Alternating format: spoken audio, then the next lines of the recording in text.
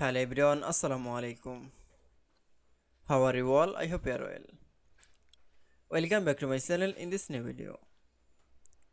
Today's video, how to insert picture in Google Sheets. So let's started.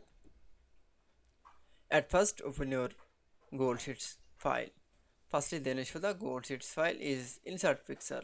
Now going to the insert menu option. Now click on the image option. Now click for the insert an image over the cell. Now for click. Then click for the browse option. Now open the file, then insert picture. Now for open. That's it. This image is the moved. It's small. That's it.